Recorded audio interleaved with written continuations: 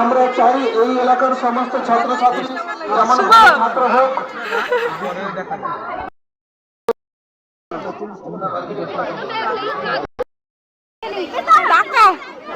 আপনারা দলে দলে আসুন। পিঠেপুলি উৎসবের দ্বিতীয় দিন চলছে।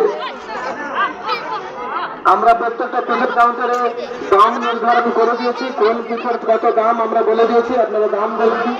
পিঠে দেখুন, ওর থেকে কিনুন, খান।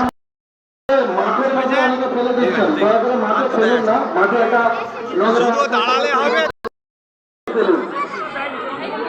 পিঠেগুলো খাওয়ার পর থালাগুলোকে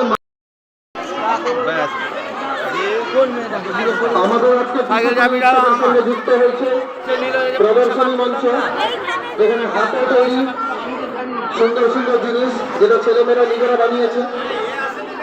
ওই আতঙ্কাত্ম জিনিস রয়েছে, সেগুলো আপনারা ঘুরে ঘুরে দেখবেন, ভালো লাগবে।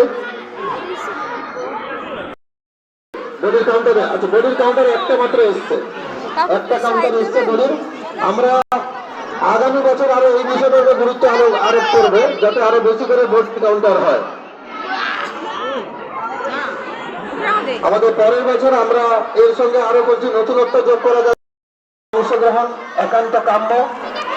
আপনারা সহযোগিতা করলে, যারা বাড়িতে বসে আছেন আমাদের মাঠে আসুন, মাঠে আসুন, আমাদের উৎসবটাকে দেখুন।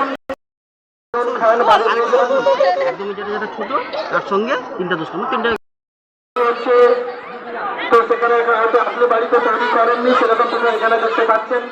উৎসাহ পাবেন, বাড়ি থেকে পিঠে তৈরি করতে পারবেন। শুধুমাত্র আনন্দ নয়, এখানে জ্ঞানের বিচ্ছুরণও ঘটছে। কিন্তু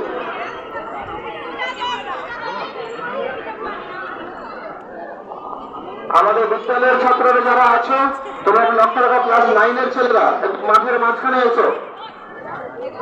কয়েকটি খালি প্লেট পড়ে আছে, ওগুলোকে তুলে ডাস্টবিনে রাখো। ক্লাস 9-এর ছেলেরা কোথায়? বাকি সকল দর্শককে অনুরোধ করবো, আপনারা খাওয়ার পরে খালি প্লেটগুলোকে মাঠের মাঝখানে যে ডাস্টবিন রাখা আছে,